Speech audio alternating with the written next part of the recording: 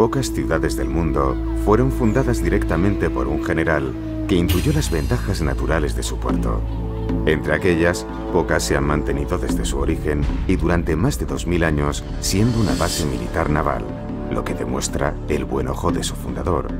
El general en cuestión se llamaba Asdrúbal. El año era el 227 a.C. y la ciudad se llama Cartagena.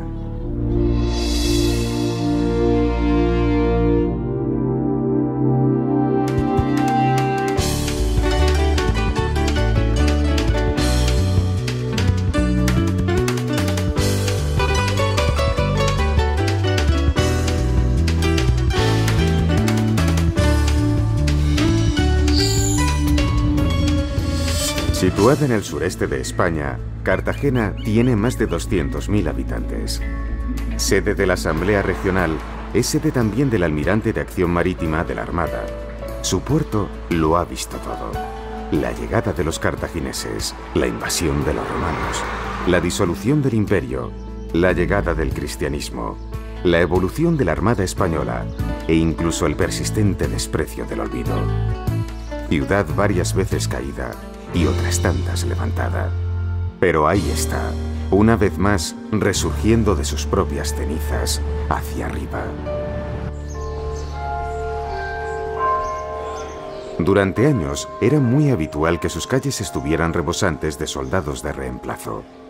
Estas dos figuras son un homenaje a aquellos días no tan lejanos en los que las plazas de Cartagena hervían con la presencia multitudinaria de jóvenes de todo el país. Casi todos los jóvenes que hacían la mili en Cartagena se fotografiaban frente al submarino de Isaac Peral, inventor, precursor y cartagenero.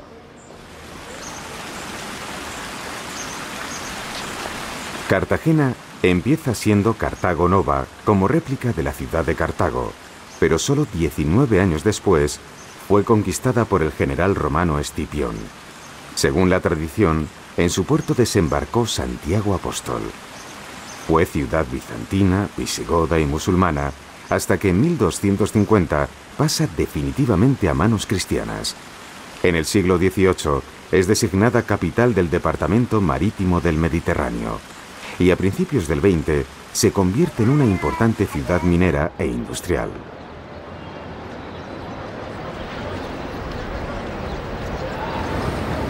Cartagena creció de espaldas al mar. El ensanche tuvo un crecimiento espectacular, lo que conllevó un abandono del casco histórico. Pero hoy no es así. Más de 100 rehabilitaciones recientes avalan una política de recuperación de un entramado urbanístico que es tejido vivo desde hace nada menos que 2300 años.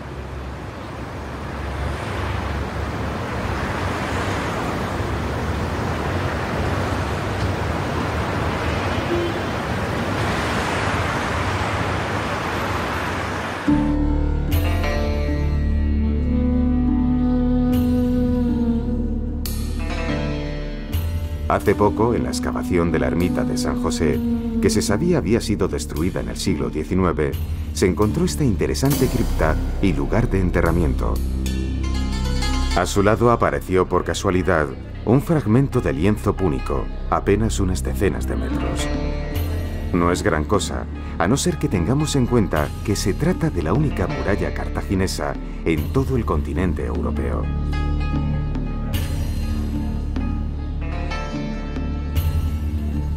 El exterior del edificio marca la dirección en la que iba la muralla, la altura que alcanzaba y el ancho al que llegaba. Arquitectura sugerente, además de inteligente. La Plaza de Toros es bastante antigua, tiene unos 200 años, pero los restos del anfiteatro romano que permanecen enterrados bajo sus cimientos tienen 2000.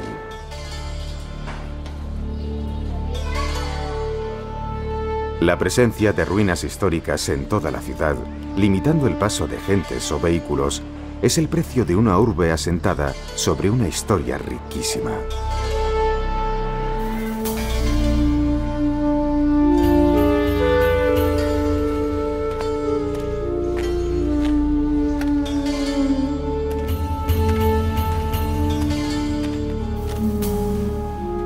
En sótanos visitables quedan restos de la Cartago Nova romana. Una excavación para un aparcamiento o la construcción de una nueva vivienda van poniendo al descubierto restos de una importantísima ciudad romana.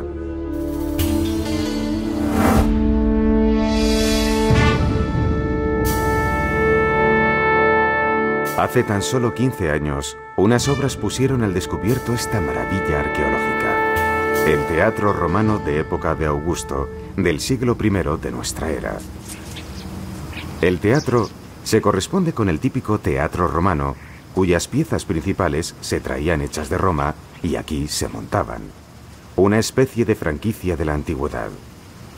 En realidad, se trataba de la ejecución fidedigna de un programa arquitectónico dictado desde la metrópolis. El aforo calculado de unos 6.000 espectadores da idea de la importancia de la ciudad en época romana.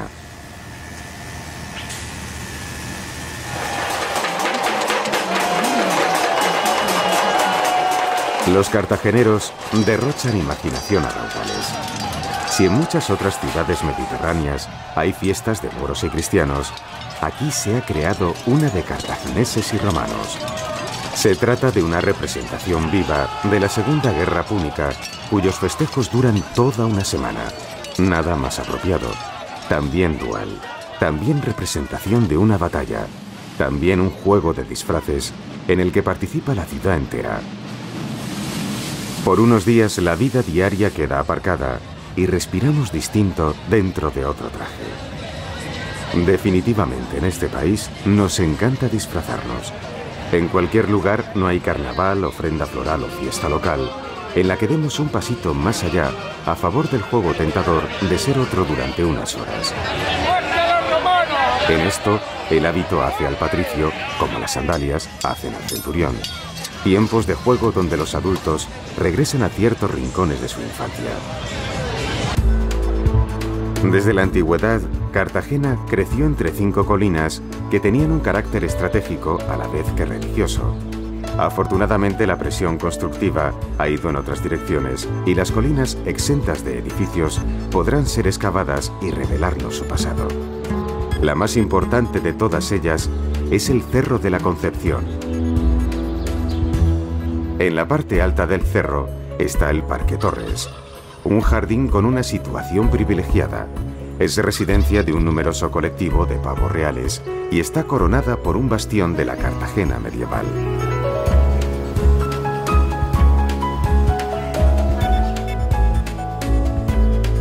Muy cerca se sostienen las ruinas de la Catedral Vieja, semidestruida en la Guerra Civil y también vestigio de la Cartagena del Medioevo. Hoy el escenario está vacío, pero en este mirador privilegiado del Parque Torres es donde se celebra cada año la Mar de Músicas.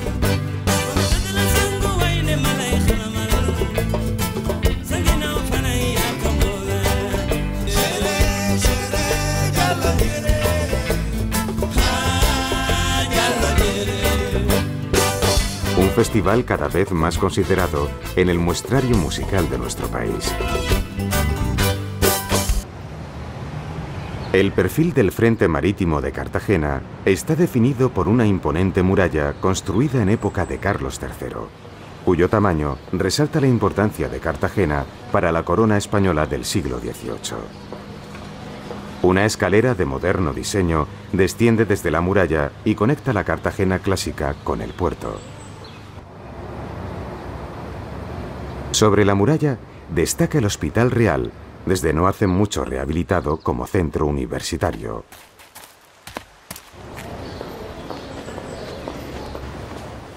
Sobre la escalera principal del antiguo hospital hay una cúpula pintada, obra de un artista local, y que pretende ser una especie de homenaje a la ciencia. No es casualidad.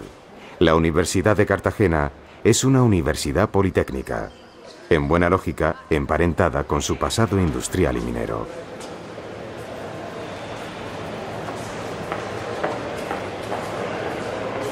Muy cerca del hospital, y en lo que había sido sede de un regimiento del Ejército de Tierra, el cuartel de Antiguones es hoy Escuela de Ingeniería de Telecomunicaciones.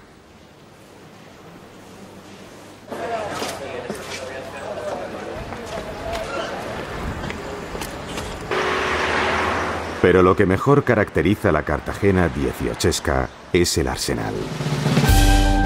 Parecen apacibles edificios coloniales, pero se trata de un gran complejo industrial, naviero y castrense que necesariamente toca el mar. Felipe V creó 3 departamentos marítimos desde los que dirigir la Armada Española, uno de los cuales fue Cartagena. En la actualidad, el arsenal es la base de submarinos de nuestro ejército.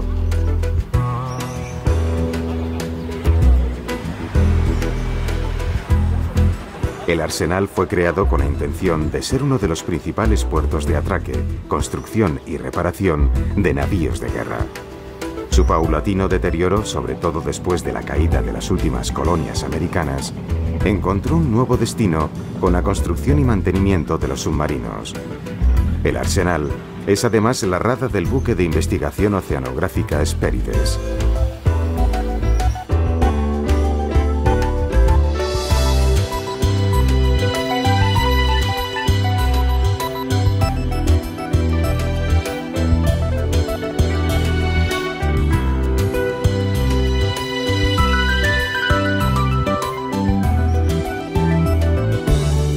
Cabo de Palos. Podría parecer que la escuela de buceo del ejército esté ubicada en Cartagena ha hecho proliferar las muchas escuelas de buceo de la zona. Pero la verdadera razón es que, en opinión de expertos, los fondos marinos de la zona son unos de los más espectaculares de nuestro país.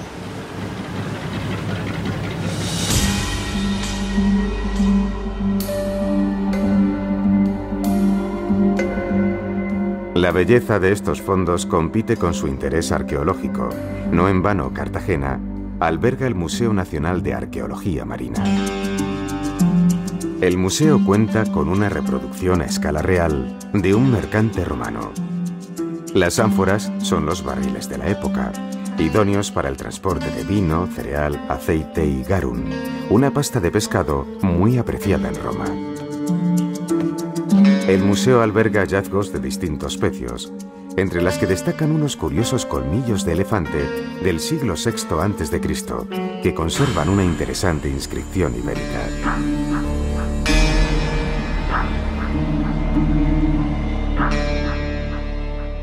El frente del museo es ya perfil de la Cartagena moderna. También lo es el Club de Regatas, lugar frecuentado por amantes del mar que gozan el privilegio de tomarse una cervecita sintiendo todo el aroma del Mediterráneo. Cartagena cuenta con un abrigado puerto de recreo, pero la costa turística de Cartagena tiene nombre propio: el Mar Menor.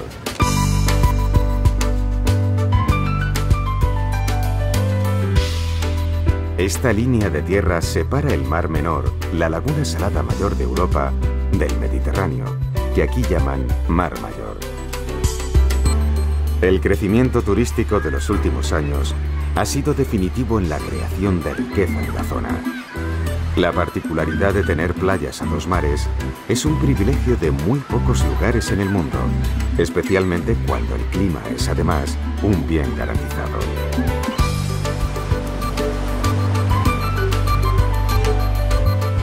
Desde lejos, La Manga parece una calle en el aire o un espejismo en un desierto de agua.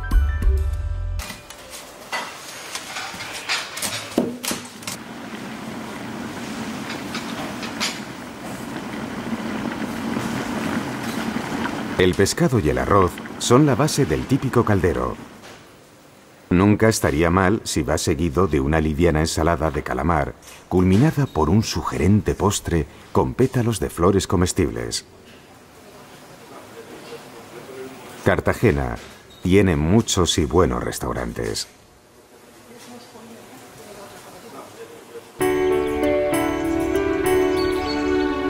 El campo de Cartagena tiene fama por la variedad y abundancia de su huerta.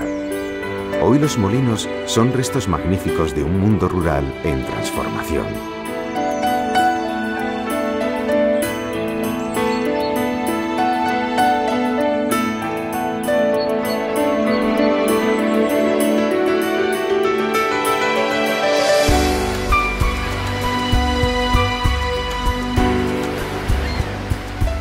Mucho más tranquilas y descongestionadas Son las playas del Parque Natural de Calblanque, donde abundan las dunas fósiles y el esparto. No en vano, Cartagena se llamó Cartago Espartaria en época bizantina. Naturaleza salvaje, refugio privilegiado de aves marinas, lugar espléndido para el paseo o el senderismo que se halla dentro del propio término municipal.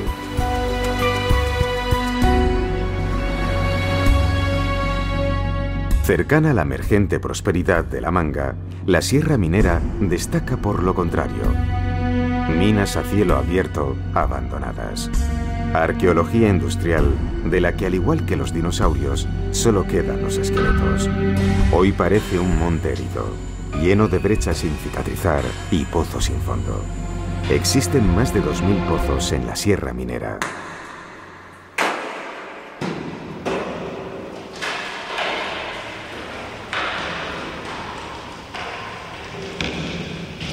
Plata, plomo, azufre, zinc y algunos minerales más se extrajeron de estas minas que tanto enriquecieron a la ciudad a lo largo de su historia.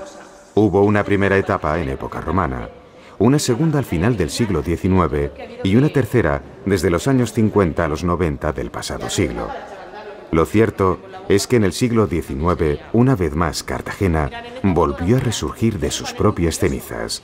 Las minas generaron una ola de riqueza que emparentó la ciudad con los movimientos historicistas y modernistas del momento.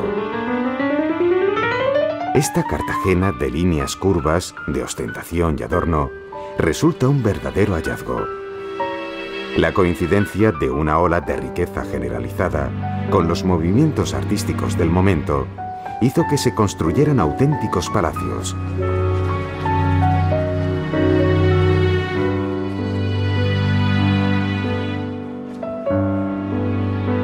La ciudad está trufada con fachadas magníficas que asoman en calles y plazas.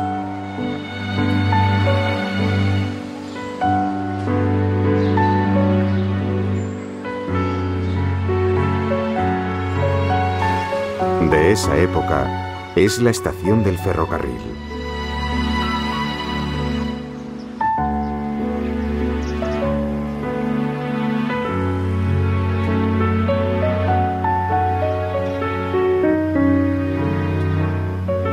De esa época también es el casino.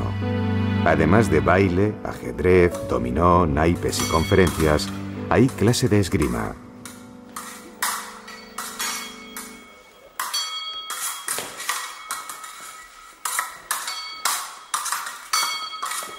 El casino tiene una estupenda escalera bien guarnecida con cristales al ácido.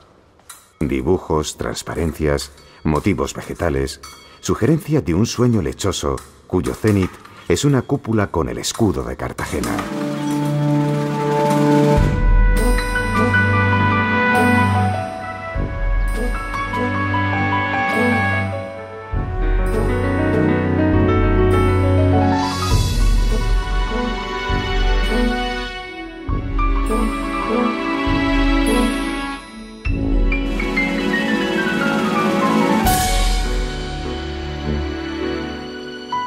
El Palacio Consistorial es también de época modernista.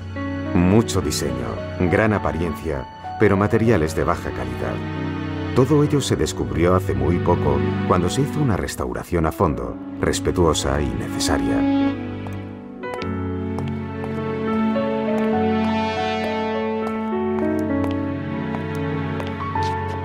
En la calle Mayor destaca el edificio de Capitanía.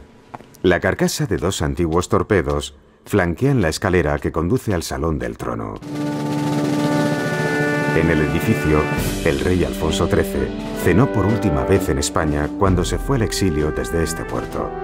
El destino, en ocasiones paradójico, hizo que años después sus restos regresasen también por Cartagena. Iglesia de la Virgen de la Caridad, patrona de Cartagena, y cuya festividad el Viernes de Dolores adelanta en un par de días el comienzo de la Semana Santa.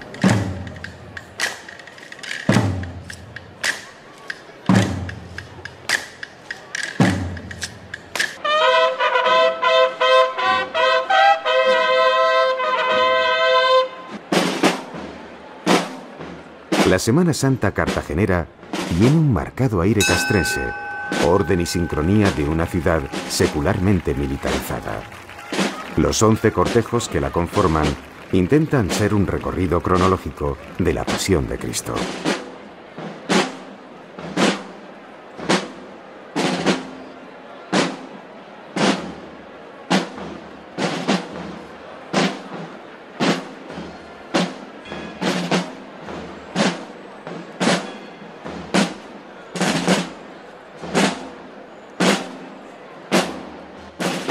El mismo miércoles, en la procesión del Cristo del Prendimiento, un detalle curioso. La escultura de la Santa Cena tiene en su mesa productos frescos. Naturalmente, la mayoría del campo de Cartagena. Juan Salcillo es el autor de algunas esculturas que logran emocionar 300 años después de haber sido hechas. Tal vez el momento más emocionante de la Semana Santa sea el encuentro, en el amanecer del Viernes Santo, de Jesús y la Virgen Dolorosa, que cariñosamente llaman la Pequeñica. A partir de ese momento, se convierten en una única procesión que marcha unida hasta la iglesia.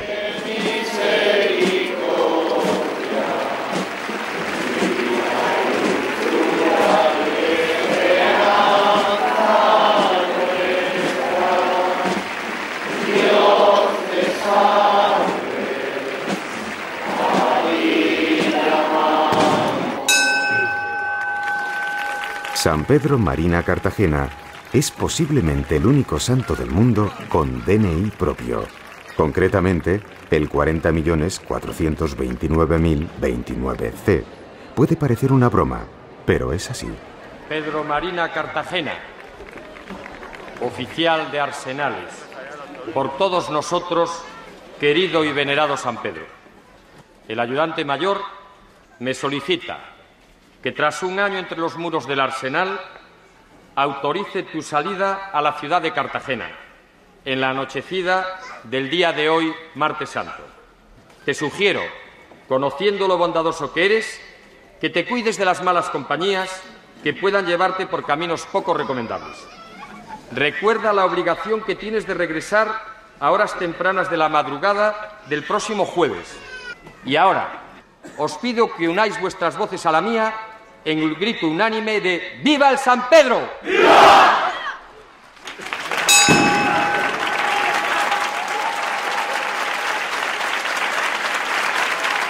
Más allá de la anécdota, esto subraya el carácter familiar de los cartageneros, que humanizan a sus santos hasta donde les es posible.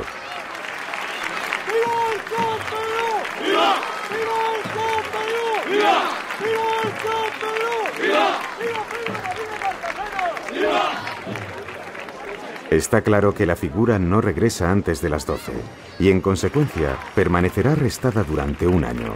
Como es natural, la sanción se cumple irrevocablemente y la figura del santo es guardada hasta la siguiente Semana Santa.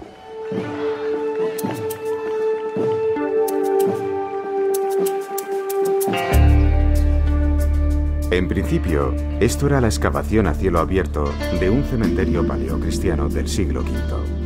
Se cubrió y al hacerlo se acondicionaron las salas laterales para guardar algunos de los muchos hallazgos arqueológicos de la ciudad.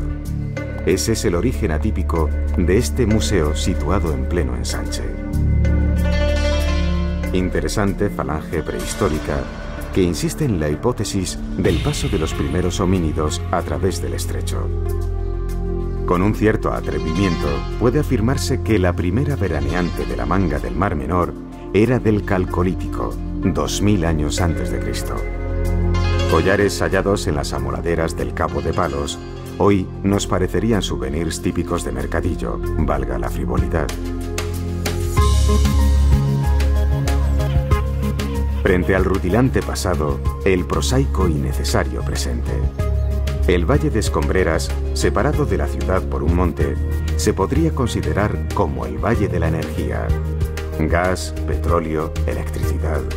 Aquí se produce y se distribuye. De hecho, el gas argelino llega a España a través de Cartagena. Pieza excepcional de arqueología industrial situada en el centro de una glorieta. El acervo popular ha bautizado la grúa con un nombre certero: Sansón. Una vez más, el sentido de la familiaridad cartagenera no tiene límites.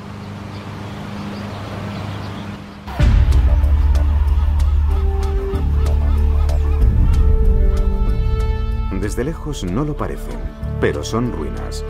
Las baterías de costa son otro tipo de ruinas. Los nuevos armamentos disuasorios garantizan su inutilidad, pero son bellos lugares dotados de vistas magníficas. Lugares de vigilancia que durante siglos protegieron nuestras costas. Gigantes amenazadores que ya no intimidan a nadie. Han quedado congelados en el tiempo, formando parte de los catálogos de arquitectura militar, desafiantes y orgullosos. Interesante sugerencia para lo que el futuro quiera hacer con ellos.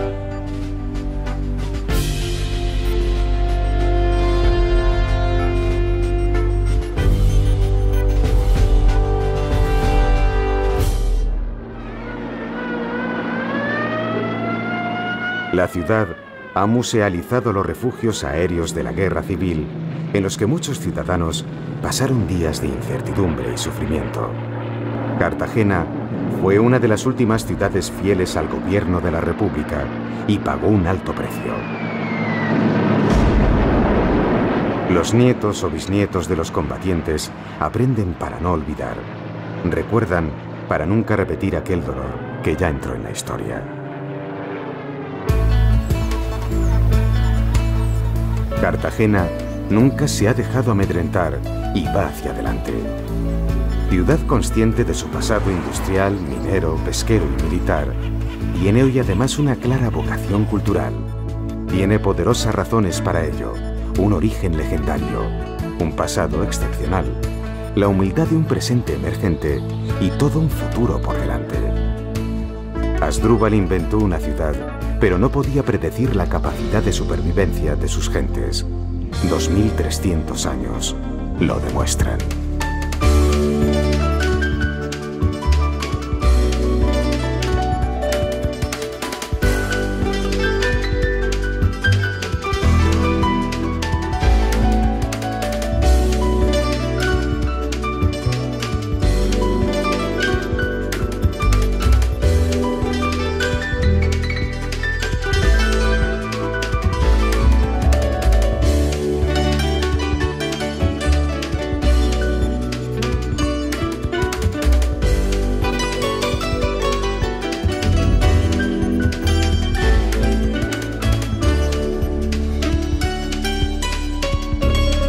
La próxima semana en Ciudades para el siglo XXI...